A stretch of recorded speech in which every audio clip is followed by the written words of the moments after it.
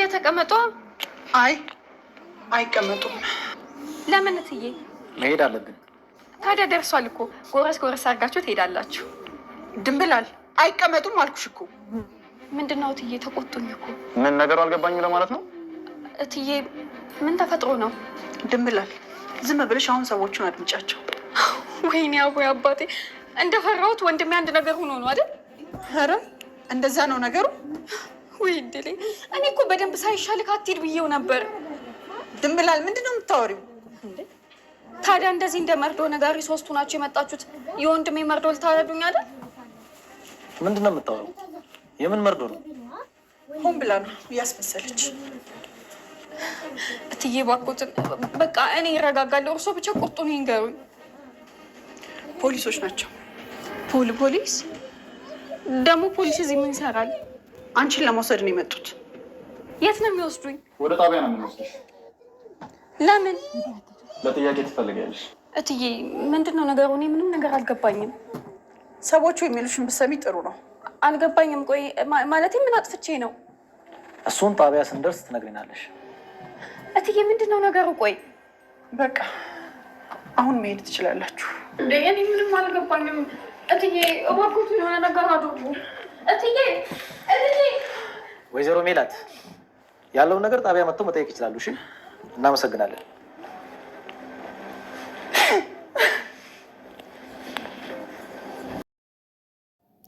ድንብላል በጣም ምስኪንና የምታሳዝን ልጅ ነች። እውነት ለመናገር ወርቁን ማን ወስዶት ይሆን?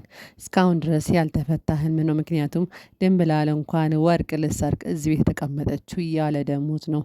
ደሞዝም እኮ አይከፈላትም። የእነሱ መልካም ጊዜ ያ በሀብት ጊዜ እነሱ ጋር የነበረውን ጊዜ በማየት ነው እስካሁን ድረስ እዚህ ቤት የቆየችው እንጂ ድንብላል ሌላ ቤት ብትቀየር ብትቀጠርና ብትሰራ ደሞዝተኛ ነች። ነገር ግን የእነሱን ውለታ አልረሳችም። ግን እነሱ አሁን ሌባ አደረጓት። ወይዘሮ ሜላት ምን ሆና ነው በዚህ ሰዓት እሷን እንደዚህ ማድረጓ ተገቢ አይደለም ለመናገር ማለት ነው።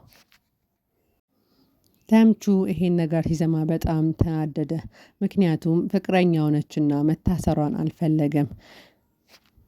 ወይዘሮ ሜላት የልቧን የምሰራውን ሰራችና ቀጥታ ምናሴ ጋር ሄደች። ምናሴ ስራውን እየሰራ ነበረ።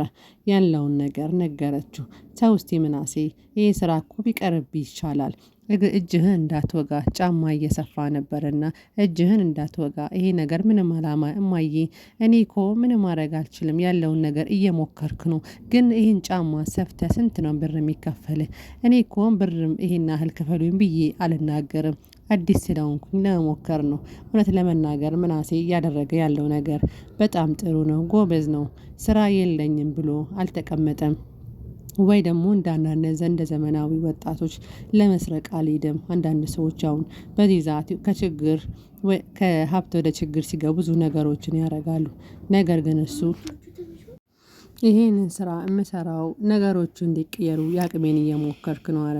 ወደ አሁኑ ሀንዬና ሰላም መንገድ ላይ መጡ። ፖሊሶቹ ድንብላን ይዞ እየሄዱ ድንብላል ምን ሆነሽ ነው ድንብላል? እነዚህ ማን ናቸው?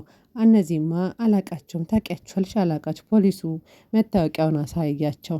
ፖሊስ ነን አሏት። እሷም ሁለቱም በጣም ደነገጡ። ሰላምዬም ሀንዬም ደነገጡ። ይሄ ነገር ምንድን ነው? እናታችን ትሆናለች። በቃ ይሄ ልጅ ልቀቋት፣ ምስኪን ነች እኮ ምን ሆና ነው እንደዚህም? ከዛ ፖሊሱ ተቆጥቶ ድንብላልን ይዘዋት ሄደ። ሰላምና ሀንዬ እየተናደዱ ወደ ቤት ተመለሱ። በጣም ተበሳጩ በወርቁ ጉዳይ እንደሆነ። ነገር ግን መቼም ይሄ ችግር የሚያልፍ ነገር ነውና ወርቁን እርግጠኛ ነኝ ድንብላል እንዳልወሰደችው የታወቀ ነው። ተምቹም ከአሲር ጋር ተገናኝቶ ስለዚህ ነገር እያወሩ ነበር። በጣም ተበሳጭቶ እየጠጣ ነበር ተምቹ። ምን ይሻላል? ከዛ እስከ መቼ ነው የምንጠጣው? አንተ ስትሰክር እኔ ስትሰክር፣ ግን እኔና አንተ እርስ በርስ ባይኖረ ኑሮ ከማጋ ነበረ ወይስ ማን ይችለን ነበር አለ። ሁሉ ነገር ለበጎ ነው። ነገር ግን እስቲ በቃ አሁን ከሀና ጋር አስታርቅኝናል። እኔማ ከሀና ጋር አላስታረቅህም። ራስህ ታርቅ፣ አስታርቅኝ በእናትህ። ሀና እኮ ናፍቃኛለች በጣም።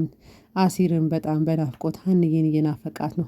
ያለውን ነገር ሁሉ ለተምቹ ነገረው። እኔ እስካሁን ከአቅሜ በላይ የሆነ ነው። እሷን ማግኘት እፈልጋለሁ። ተምቹ ደግሞ የራሴ ጉዳይ ነው። ተምቹ ውስጡ ጥሩ የሆነም ግን አንዳንዴ ንግግሮቹ ጠንከር ያሉ ናቸው። ከዛ ሀንዬና ሰላም ወደ ቤት ተመለሱና እናቴ ምን እያደረግሽ ነው ግን ምንድነው ስራሽ አለች። ምንም እያደረግኩ አይደለም ለምንድነው ድንብላልን ያሳሻት ወርቁ እኔ ግን ሀና ስለ ወርቁ ማታቅም ነበር ምንድነው የምን ወርቅ ነው አለቻት። አይ ወርቁ እኮ ነበረኝ ያኔ ከያቺ እርግብ ሰርቃ የተመለሰው ወርቅ እኮ ነበረኝ ለመጠባበቂያ ብዬ ያስቀመጥኩት ወርቅ ነበር። ነገር ግን አሁን ወርቁ ጠፋ። እዚህ ቤት ያሉት ደግሞ ድንብላልና የድንብላ ወንድም ከነሱ ውጪ ማን ይሰርቃል?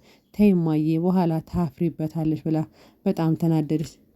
ከዛ ወይዘሮ ሜላት ከቤት ወጣችና ሁሉን ነገር ስራዋን ለመፈለግ ዞር ዞር ስትል እኔ ስራ መፈለግ አለብኝ ይሄን ስራ መስራት አለብኝ ስትል ለልጇ ማውራት ጀመረች። እሱም ደግሞ እማዬ በቃ ችግር የለውም ስራውንማ ታገኛለሽ ግን ክብርሽን የሚነካ ነገር መስራት የለብሽም አንቺ እኮ በጣም ጠንካራ እናት ነሽ ነገር ግን የማይሆን ስራ እንዳሰሪ ብለው ነገራት። እናት በቃ ሻይ ላምጣልህ በጠዋት በሰራሁልሽ ሻይ ላምጣልሽ ጠዋት በሰራሁት ብር ብለዋት ሻይ ሊያመጣ ሄደ። ሀንዬ ደግሞ ደውላ ጠራችው። ተምችን ጠርታ አቤት መጣ። ሲመጣ ይሄ ነገር ለምንድነው የጠራሽኛል? እኔ ድንብላል ቁጭ በል እስቲ ላውራ እኔ የምፈልገው ድንብላል እኮ ታስራለች ያለውን ነገር እስቲ እንዴት ማድረግ አለብን ብዬ ላወራህ ነው። እሱ ደግሞ እስቲ በቃ ምግብ ቁጭ በልና ምግብ ብላ እኔ አልበላም ብሎ ተበሳጨና ወጣ። ከዛ ሀንዬም በቃ እኔም አልበላም ብላ ተከትላ ታምቹን ወጣች። ሰላም ደግሞ እዚህ ቤት መቼ ምግብ እንኳን አይበላም እንዴ ብላ በጣም ተበሳጨች። ምክንያቱም እያንዳንዱ ነገር እየተደረገ ያለው ነገር ብጥብጥና በጣም ከአቅማቸው በላይ የሆነ ነው። ታምቹ ደግሞ የእሷ መታሰር ምንም ነገር አልወደደም። አቶ ኖላዊና ፋንትዬ ቤት ባሉ ጊዜ ሄደና ጠዋት እኮ ታምቹ እየተበሳጨ ነበረ በምን ምክንያት ነው? የዛ ጓደኛዬ ወይ ሚስቴ ታሰረች እያለ ነበር አለ። ልጁም ማነች እሷ እኔ አላቃትም ግን ታሰረች እያለ በጣም እየተበሳጨ ነበረ። እኔ እኮ አላወቅቱም በቃ አቶ ኖላዊ በቃ እና ሀንዬ ጋር ያለችዋ ልጅ ነች በቃ ድንብላል ትሆናለች ብሎ በማሰብ እሷን በጣም አዘኑ። በቃ ነገሮች ሁሉ የተበላሹ ነው በቃ ምን የሆነ የተፈጠረ ነገር አለ ብሎ በጣም አዘኑ። አሲርም ሄደና አቶ ኖላዊ ጋር ያለውን ነገር በጣም ደብሮኛል እና ስራ አልገባም እንዴ? እኔማ ስራ አልገባም ስራ የምገባበት ሰዓት ነበር ግን ስራውን ትቼ ተመልሻለሁ። ምክንያቱም ራሴን እያመመኝ ነው። ከፍተኛ ችግር ውስጥ ገብታ ምክንያቱም እሱ አሁን እያሰበ ያለው ስለ ሀና ብቻ ስለሆነ በጣም ደብሮታል። ሀናም ደግሞ በጣም ውስጧ ተከፍቷል። ተምቹ ደግሞ በጣም ነው አሁን ሰዓት ያለው ነገር ውስጣቸው በሁሉ ነገር የተወጣጥሯል። የወይዘሮ ሜላት አሳሪ ደወለና ስራውን አትጀምሪም እንዴ? በቃ እኔና እንጀምር ስራውን ብትሰሪ እኮ ጥሩ ነው። እኛ እንደ አዲስ ያንቺ ቦታ እኮ ክፍት ነው መተሽ እንድትሰሪ እንፈልጋለን። ያለውን ነገር እንደ አዲስ እናስተካክላለን። ነይና ለአንዴና ለመጨረሻ ስራውን ብታይ መልካም ነው ብሎ ነገራት። ዴቭ ጫማ ለማስጠረግ መጣ። ጫማውን እያስጠረገ ያለውን ነገር እማዬ በጣም ደረቅ ነች ያለውን ነገር የምናወራ ይሆናል ብሎ 200 ብር ሰጥቶት ሄደ። እሱም ደግሞ ብሩን መልስ አለ ብሎ ምናሴ ሲጠይቀው እኔም ብር አልፈልገውም ያዘው ብሎ ሄደ። ተምችና አሲር ደግሞ እየተጣሉ ነው። ተምች ሄጄ የእነ ሀናን ቤት ሄጄ ያለውን ነገር መጠየቅ አለብኝ የታሰረችበትን እንኳን ቦታ ማወቅ አለብኝ ያለበለዚያማ እንደዚህ አልቀመጥም ማወቅ የድንብላልን እስር ቤቱን ጋር ሄጄ መጠየቅ አለብኝ ብሎ በጣም መጣላት ጀመረ። አሲር ደግሞ ተረጋጋ ተምች ነገሮች ሁሉ እኮ በችኮላ አይሆንም ተረጋጋ ያለው ሊያረጋጋው ሞከረ። ተምቹ ተው ተረጋጋ ያለው አሲር ሊያረጋጋው ሞከረ። እሱ ግን ዛሬ የሚያሳስብ ስለነሱ ነገር ነው ወይ? ነገር ግን አንተ ለኔ አታስብ ወይ ለድንብላል አታስብም እያለ እነሱ ጋር ሄዶ ረብሻ ለመፍጠር እየሞከረ ነው። ከዛ አሲር በቃ ተረጋጋ አሁን ሀንዬ ጋር ደውዬ ያለውን ነገር እናጣራለን ብሎ እሱን ለማረጋጋት ሞከረ። እሱ ደግሞ ለማረጋጋት ሲሞክር እሺ በቃ አሁኑኑ ሀንዬ ጋር ደውለን ወደ አሁኑ የምትነግረን ነገር እናደርጋለን ተረጋጋ ብሎ ተምችን ለማለት ሞከረ። ወደ አሁኑ ሀንዬ ጋር ደውለው ማውራት ጀመሩ። ሀንዬም ያለችበትን ቦታ ትነግራቸዋለች። ከዛ እነሱም ሄዶ እሷን ለመጠየቅ ምክንያቱም ድንብላል አሁን በጣም ፈርታለች። በጣም እየተንቀጠቀጠች ነበረ ያለውን ነገር።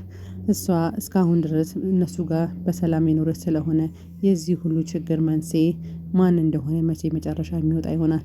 ድንብላል ምንም ሆነ ምን ይሄ ብር እንዳልወሰደች እየተናገረች ነበር እየተንቀጠቀጠች። እኔ ይሄን ነገር በፍጹም አላቅም ብላ ተናግራ ነበር።